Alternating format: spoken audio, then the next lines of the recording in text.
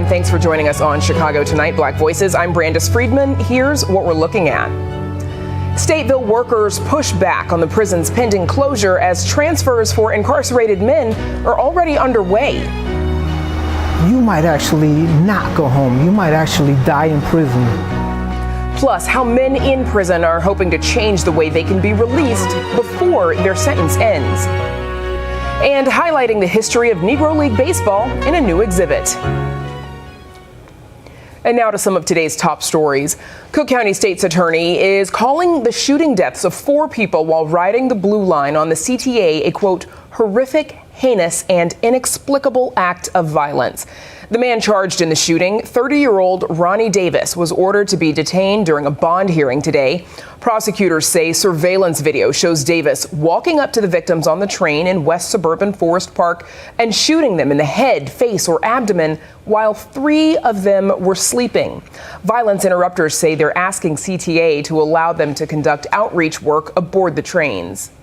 CTA has a long history where you have many assaults, rapes. You have women raped on CTA trains, muggings on a regular basis on the CTA trains. What we're saying, if we deploy 100 violence interrupters to work these trains and begin taking on some of these high-risk individuals as high-risk clients and work with them and show them how to change their behavior when it comes down to violence. Georgia officials say a 14-year-old boy is the suspect in a high school shooting that killed 2 students and 2 teachers. It happened this morning at Appalachia High School in Georgia, about 50 miles east of Atlanta. 9 other victims were taken to hospitals with injuries. Students were sent scrambling for shelter in their classrooms. Local Sheriff Judd Smith became emotional when addressing reporters, saying the shooting hits home for him as he's a product of the school system that his children attend today. I went to school in this school system. My kids go to this school system. I'm proud of this school system. My heart hurts for these kids. My heart hurts for our community. But I want to make it very clear that hate will not prevail. The Georgia Bureau of Investigation says 2 school resource officers were able to take the suspect into custody within minutes. He's being tried as an adult. Advocates are calling on City Council to address access to child care by funding higher wages for workers. Today's hearing comes after the closure of a center in Bronzeville.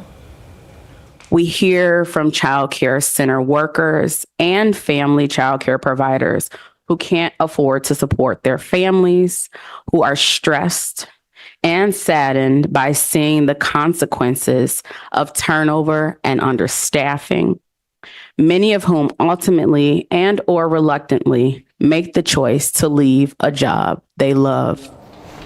An SEIU report says low wages for childcare workers are forcing centers to close classrooms and says the shortage leaves more than 78,000 children without access to licensed care. It says the city would need an additional 16,000 to 19,000 providers to meet current needs.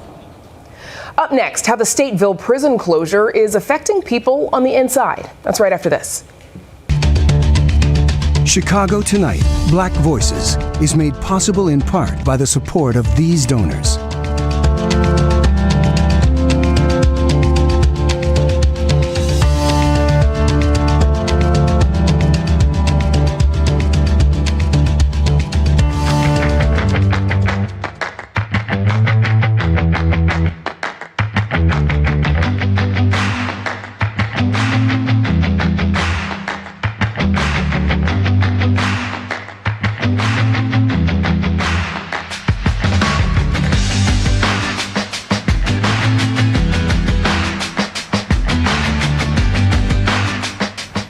Workers are pushing back on the pending closure of Stateville Correctional Center near Joliet.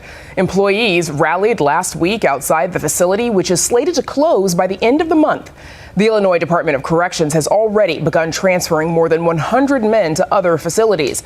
Advocates are raising concerns about the location of these facilities and the impact they'll have on those behind the wall, as well as the employees.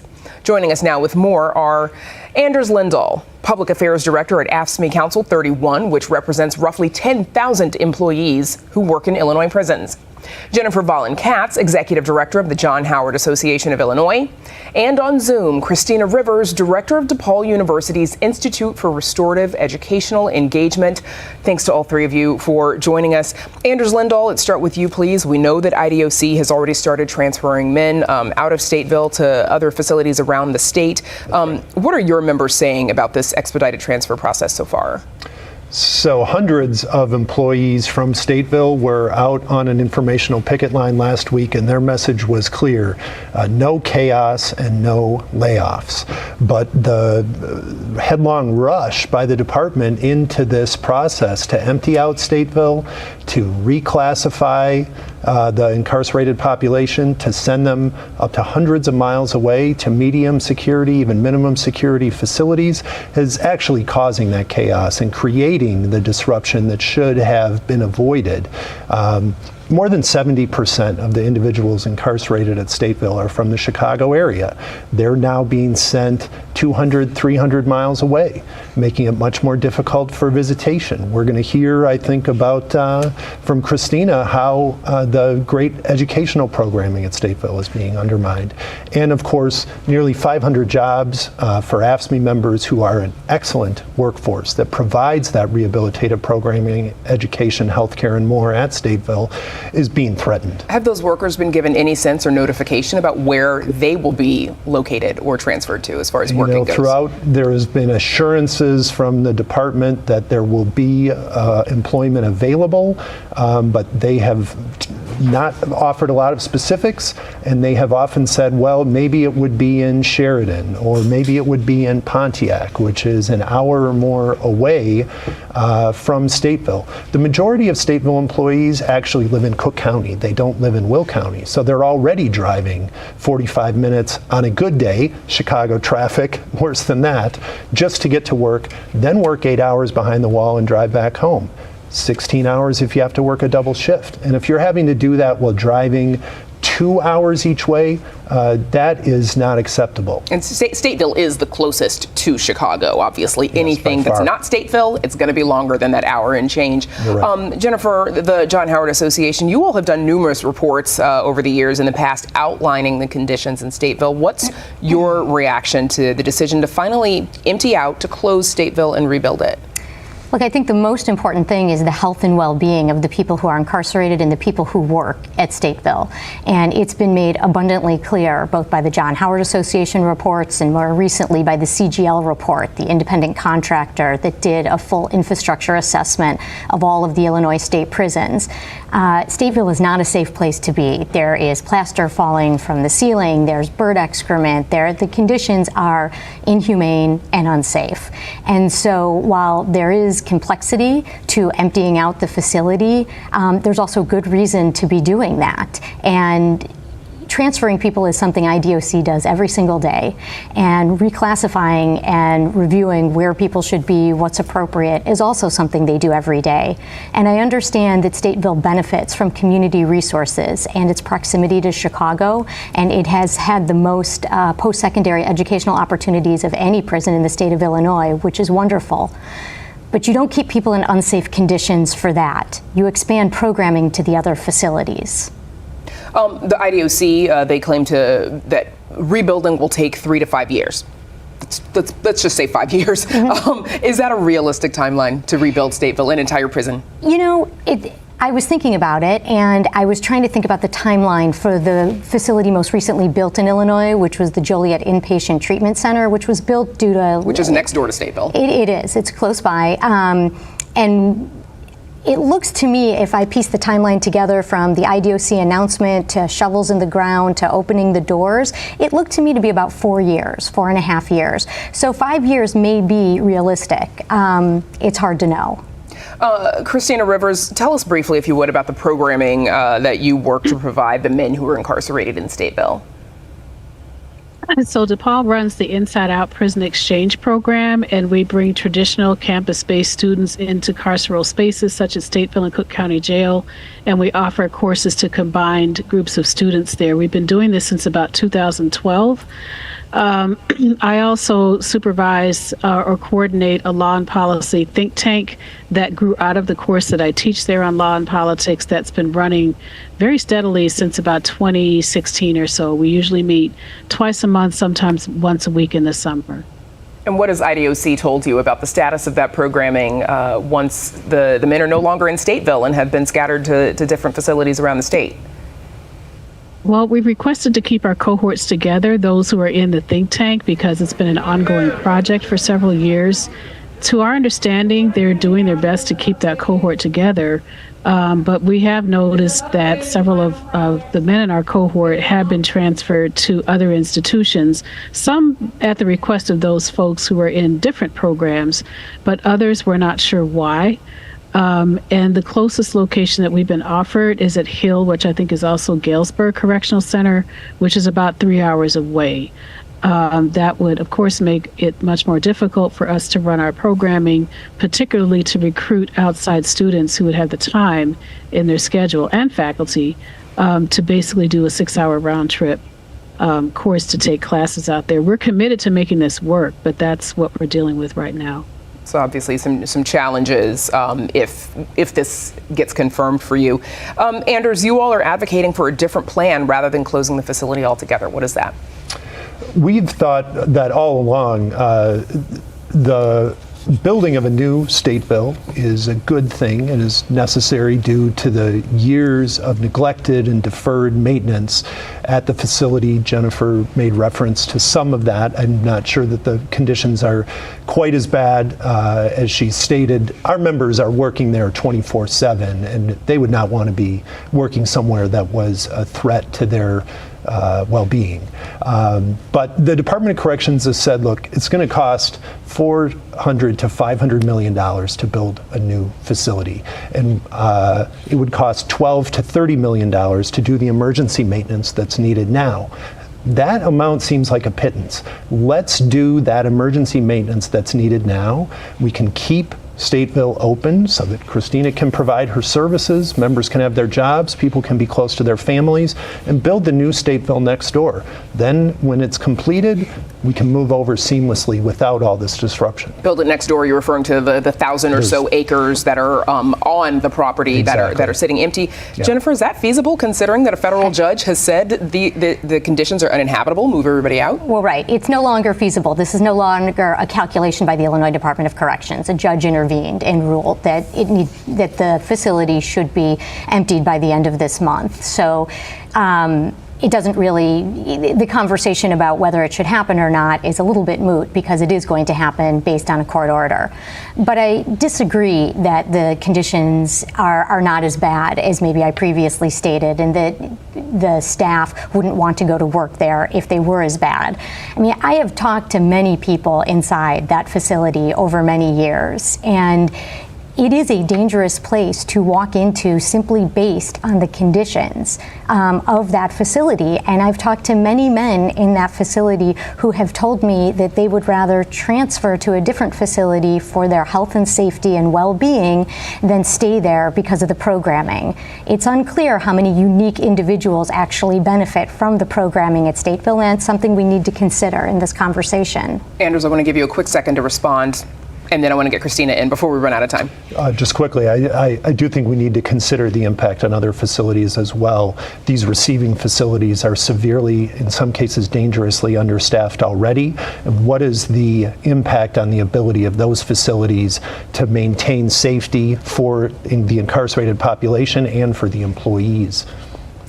Christina Rivers, if you would, we've got about a minute left. The significance of being able to provide, I apologize, the significance of being able to provide the programming that the men receive in Stateville and why that's useful to them, why you do that. Well, it's well documented that college and other types of programming reduce violence in prisons, and that it reduces recidivism on the part of those when they're released. That's well documented. I also want to add that Stateville is, I have seen signs of that it is really decrepit. So I do think it is a place that needs to come down. It's on the needle there. It's hard to figure out how to do so without harming the positive programming that happens there. You have civic engagement there. I often joke that for every one person who's taking a class, about 5 other people are taking one. Family members have reported, their kids being encouraged to go to college or to go back to school. So there's really broad ripple effects. And once those people learn, they're probably sharing it with other people that they are incarcerated with and their families as well. That's where we'll have to leave it, a conversation that we will keep having, obviously, as this continues. Christina Rivers, Anders Lindahl, Jenny Vollen-Katz, thanks to all 3 of you for joining us. Thank you. Thank you. Up next, more on what's happening inside Stateville. Stay with us.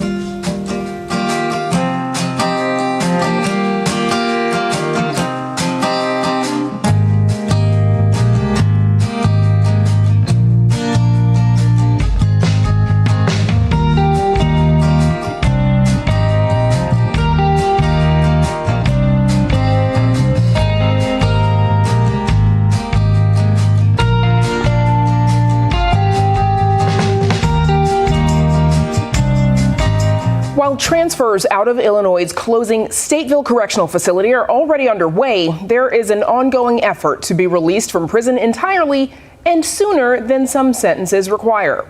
Advocates are working to bring back a widespread parole system in Illinois since, and most people don't know this, the state is one of 16 that don't have one. Efforts to return to that system are starting from behind prison walls. At 46 years old, Raul Dorado is 26 years into a life sentence at Stateville Correctional Facility. To the unutterable ignorance of dark, cold caves. But that hasn't stopped him from learning or fighting against what he believes to be an inhumane system of mass incarceration.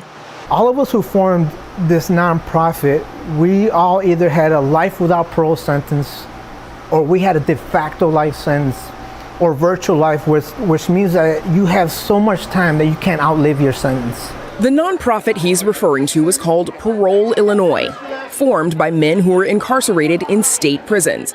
They're working to reinstate the parole system after it was abolished in Illinois in 1978.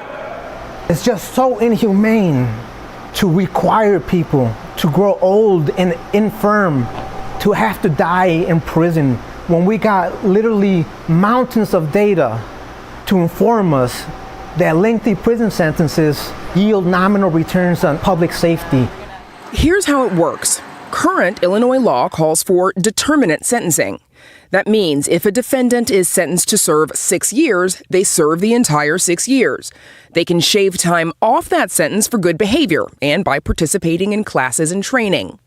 Once that time is earned, they're released from prison on mandatory supervised release, or MSR, where they still have to follow plenty of rules and check in with a supervising officer regularly. That part is still very similar to parole. But the difference is the mechanism for release from prison.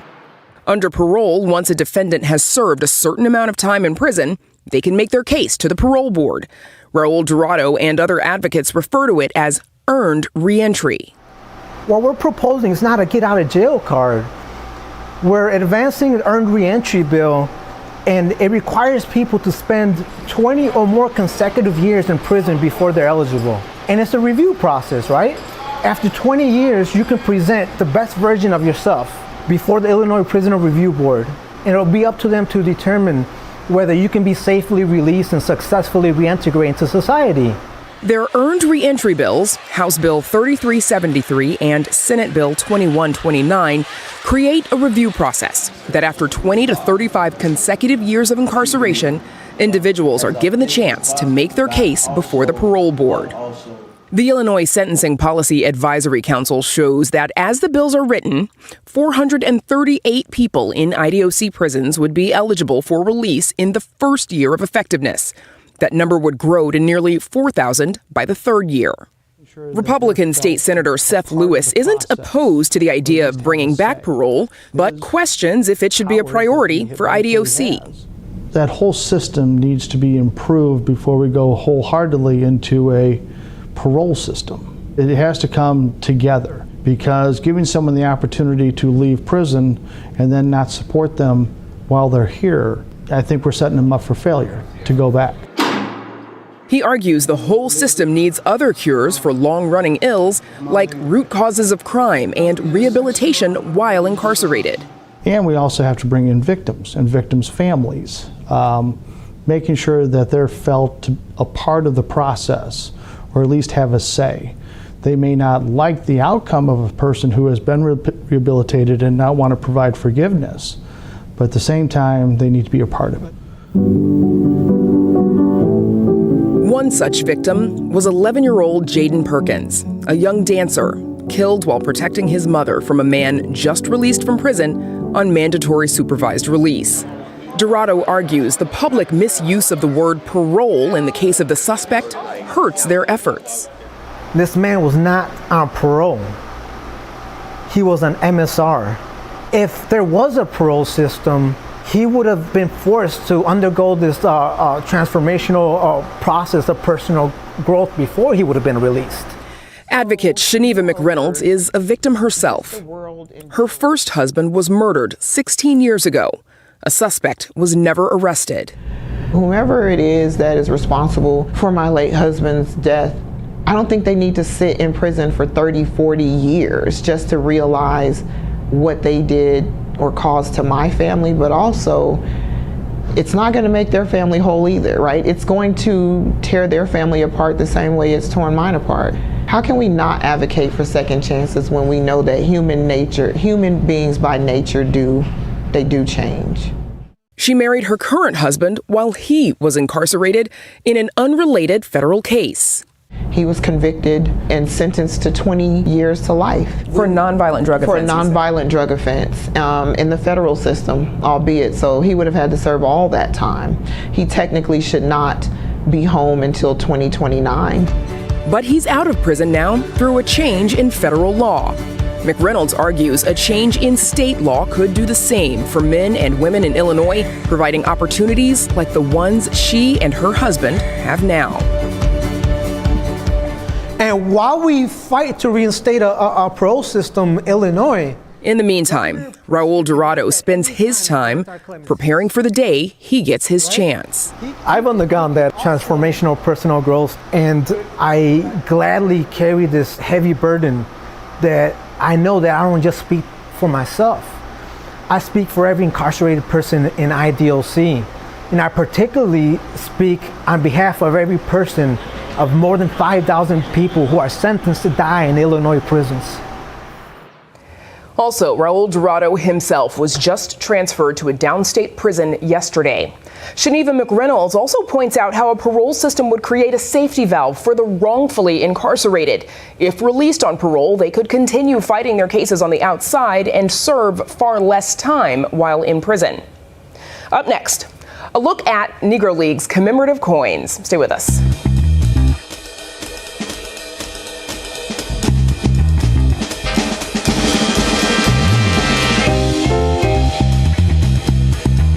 The Negro Leagues were in the spotlight back in May when player statistics were officially merged with Major League Baseball's record books. And the historic Black League is once again being featured, this time in an exhibit at the Federal Reserve Bank's museum in Chicago. The exhibit showcases a series of coins that were made by the U.S. Mint to commemorate the 100th anniversary of the founding of the league. We stopped by and spoke with a black baseball historian who walked us through the exhibit.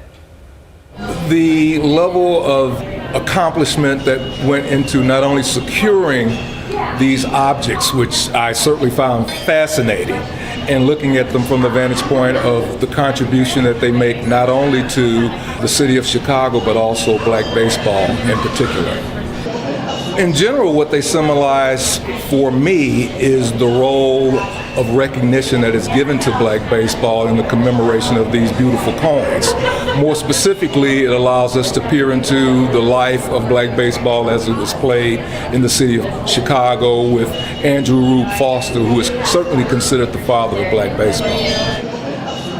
Well, the coin that I'm especially fascinated with is the one with the bus on it. Certainly a tribute to the mobility, flexibility, and comfort that was provided for black baseball teams at a time when Jim Crow was rather rampant. It appears to have been a coincidence that this exhibit was launched at this time, which definitely parallels and intersects with the integration of Negro League baseball statistics into the Major League Baseball statistics. It's a huge moment, certainly, and there have been baseball historians certainly before me for decades that have been working on this project, and it's finally come to fruition, and it's certainly well deserved. The exhibit is on display at the Chicago Fed's Money Museum through April 2025. And that's our show for this Wednesday night. Be sure to subscribe to our newsletter, The Daily Chicagoan, at WTTW.com/newsletter. And while you're there, check out our website for the very latest from WTTW News. And never miss Chicago Tonight. You can stream us on Facebook, YouTube, and our website. And join us tomorrow night at 5:30 and 10. We break down presidential candidates' plans for immigration reform and what's outlined in Project 2025. Plus, amid major food recalls, a look at what's being done to help people access food locally. Now, for all of us here at Chicago Tonight, I'm Brandis Friedman. Thank you for watching. Stay healthy and safe, and have a good night.